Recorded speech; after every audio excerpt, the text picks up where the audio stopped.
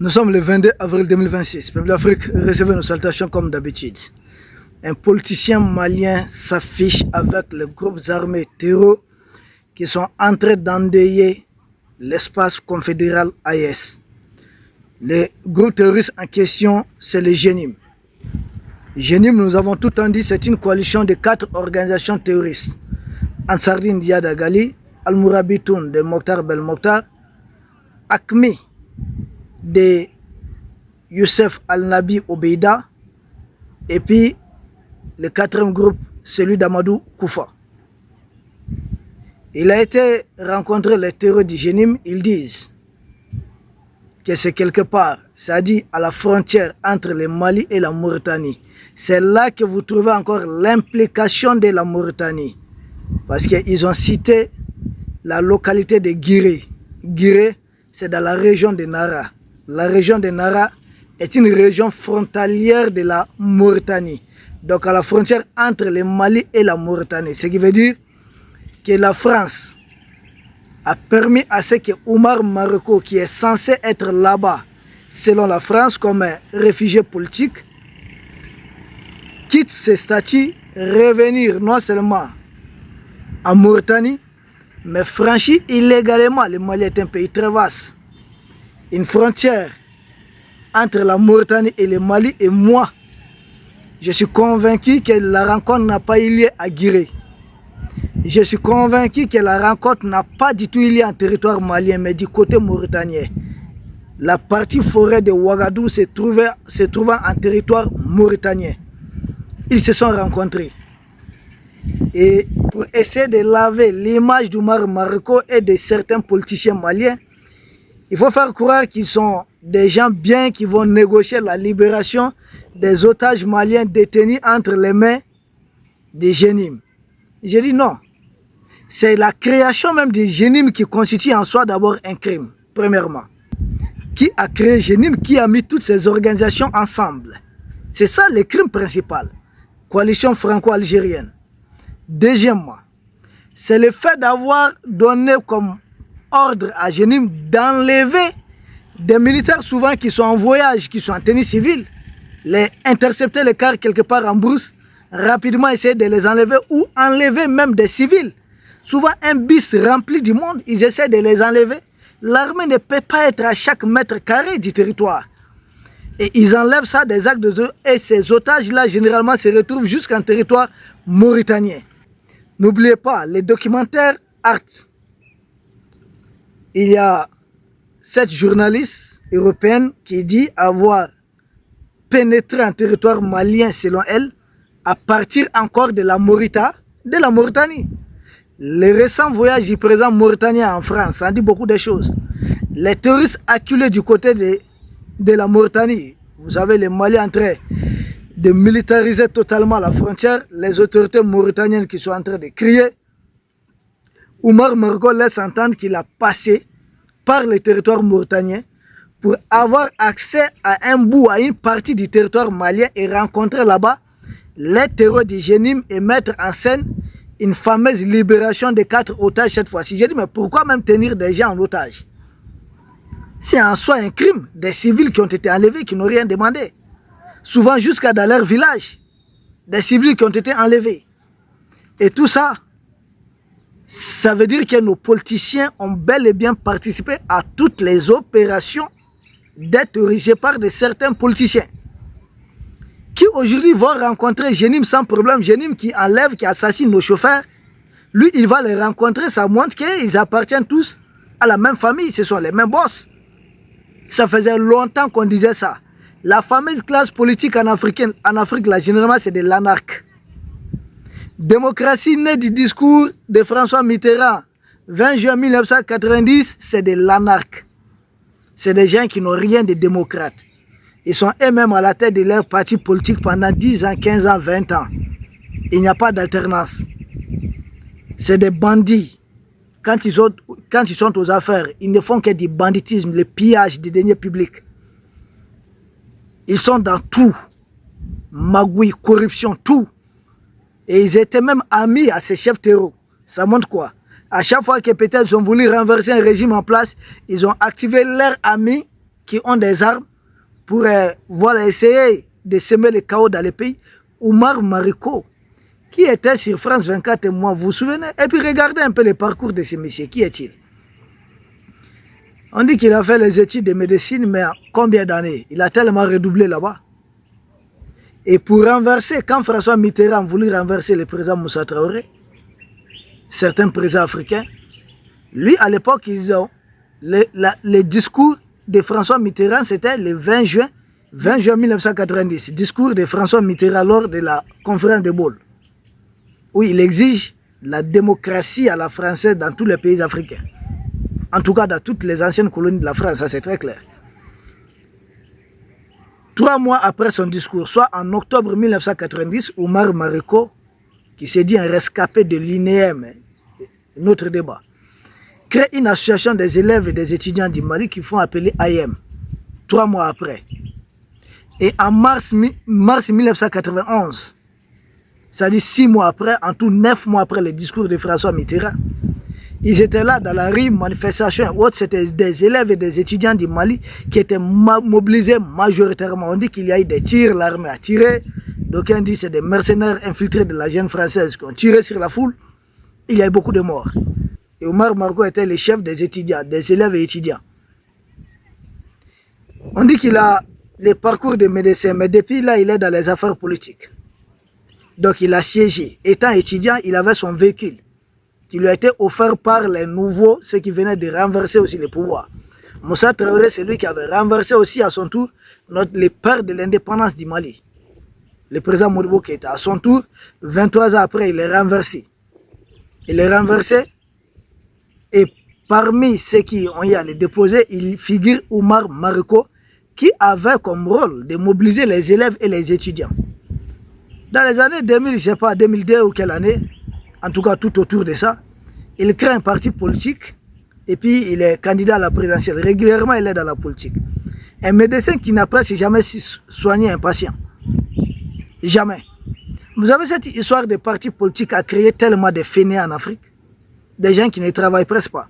Ils veulent se nourrir de la politique. Un simple conseiller municipal, quand vous voyez sa maison, c'est de l'État, c'est comme ça. Ils sont en train de vendre des terres. N'importe un système bandit qui a affaibli l'autorité centrale de l'État en multipliant les partis politiques qui peuvent tirer à gauche, tirer à droite pour des pays qui ne sont pas développés.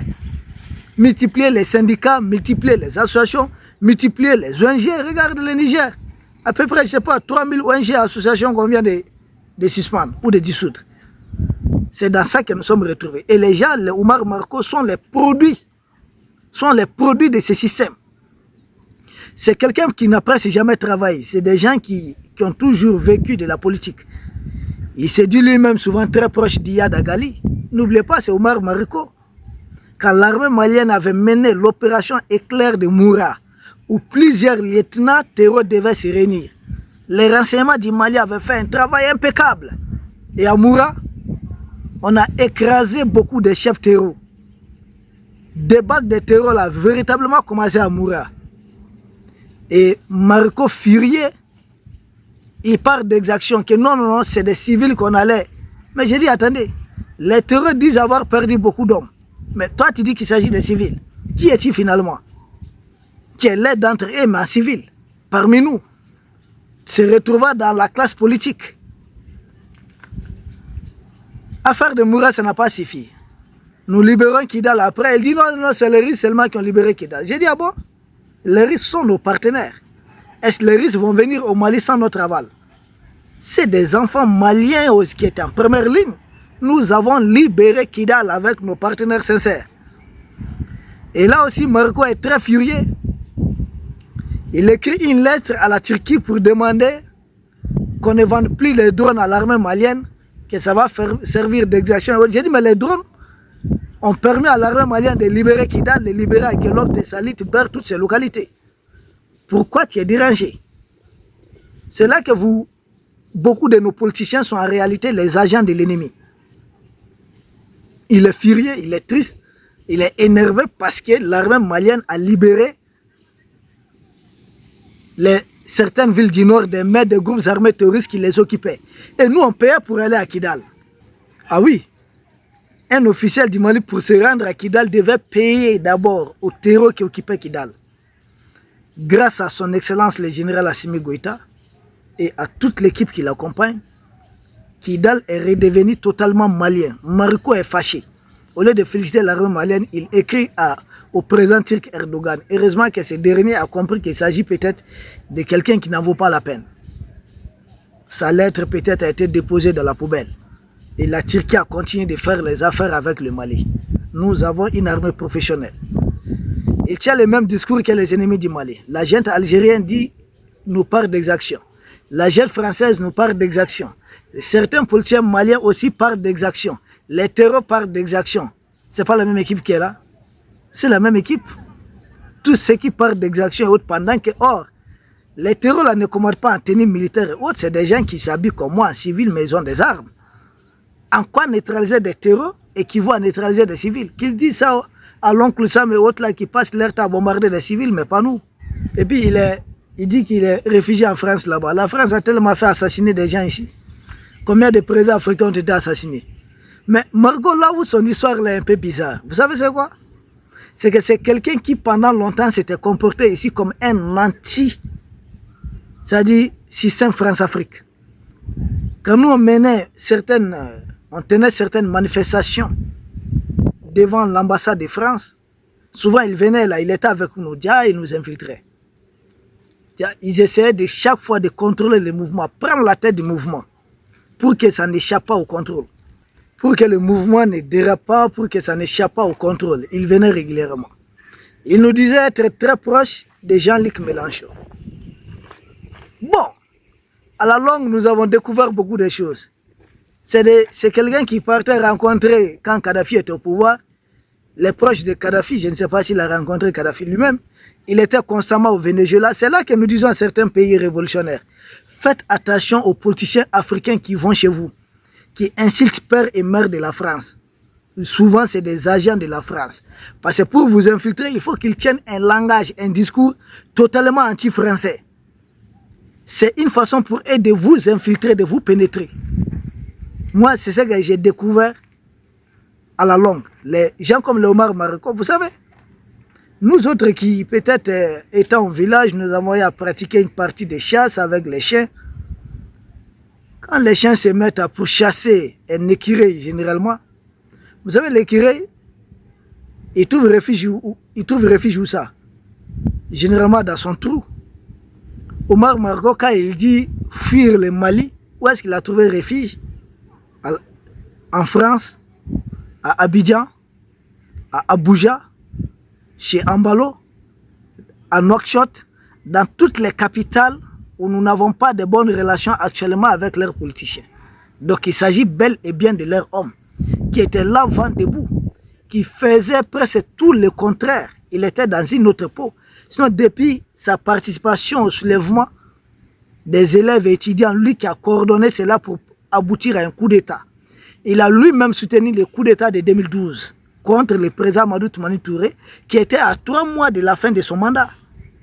Et il vient encore. Cette fois-ci, il se met dans la peau d'un démocrate. Lui qui a tout le temps été dans le coup d'État. C'est drôle, non? Pour chasser le président Ibeka qui a été élu, il était membre à part entière de la coalition qui a fait renverser le président Ibeka. Donc de tout à lui, il a été, comme on dit, un putschiste. En quoi il est démocrate? C'est leur histoire de démocratie là, quand je regarde, tous ceux dont je vois la tête et autres là, c'est des gens qui ont eu à soutenir des coups d'État ici. C'est de la manipulation. Et Marco, il faudra aussi voir la France qui s'est dit droit international et autres état de droit. Quelqu'un qui dit être réfugié politique chez vous. Vous permettez à ce qu'il vienne jouer son film à partir de la Mauritanie. Rencontrer les terroristes du Génim qui sont en train d'endeuiller les populations maliennes. Et c'est votre média propagande qui est en train de relayer. Êtes-vous dans l'apologie du terrorisme, oui ou non? Oui. Êtes-vous dans la planification de toute cette mascarade, oui ou non? Oui. C'est vous qui tenez à la fois les politiciens, c'est vous qui tenez à la fois les terroristes, c'est vous qui tenez les médias là. C'est-à-dire, cette chaîne-là se retrouve au niveau de l'Élysée. Pas plus, pas moins. Les maricots là sont des agents. Mais ça permet aux Africains de comprendre clair, de voir clair dans cette histoire de classe politique et autres, majorité, opposition. beaucoup de manipulations dans cette histoire. Peuple d'Afrique, nous restons concentrés. Impact, mise en scène, libération de 4 otages. Ce sont eux qui ont pris les otages, ils veulent les libérer ou autres. Montrer quoi? Nous dire qu'il faudrait maintenant discuter avec les terreurs. Non, ça serait une reconnaissance de ces groupes terreux. Pour quelle finalité? Qu'est-ce qu'ils ont comme revendication? Rien. C'est des mercenaires qui travaillent pour les intérêts d'autres pays. Tout comme les mêmes politiciens. Nous restons concentrés. Les terreurs sont très affaiblis sur le terrain, notamment dans la région de Caille. Aujourd'hui même, dans la forêt de Faya, sur la route, c'est-à-dire entre Bamako et Ségou, il y a la forêt de Faya, vers Zantikila. Plus de 40 terroristes ont été neutralisés. Ça, c'est aujourd'hui encore. Ils sont acculés, ils sont dos au mur. Ces mises en scène, ça nous fait ni chaud ni froid. Peuple d'Afrique, nous restons concentrés. Mais il fallait qu'on en parle. Qu'on en parle parce que beaucoup ne comprennent pas. Il faut démasquer totalement les fameux politiciens qui sont en réalité les agents de l'ennemi. Beaucoup d'entre eux sont des agents de l'ennemi. Regardez comment ils se comportent aujourd'hui, d'anciens ministres, d'anciens comme ça, d'anciens premiers ministres qui travaillent avec l'ennemi contre leur propre pays. Nous avons été anarqués pendant longtemps. C'est pourquoi nos grandes sociétés ont été privatisées, liquidées. Ils ont appauvri notre pays pour pousser nos enfants à ce qu'ils appellent immigration clandestine. C'est très triste. C'est triste, mais c'est comme ça. Non, la principale leçon du jour, les terroristes et les politiciens africains au service de la France sont des mêmes mères, mêmes pères. Rien ne change. Seulement, ils ont différentes casquettes. Ils ont aussi certains qui sont dans des trucs, certains avocats, certains magistrats, certains autres, l'Africain même quoi. Souvent on se pose la question. Mais on continue. Plus on va avancer, plus chacun se fera découvrir. Nous vous remercions, peuple d'Afrique. Nous espérons vous retrouver demain pour un autre sujet au sommet de l'actualité. Merci.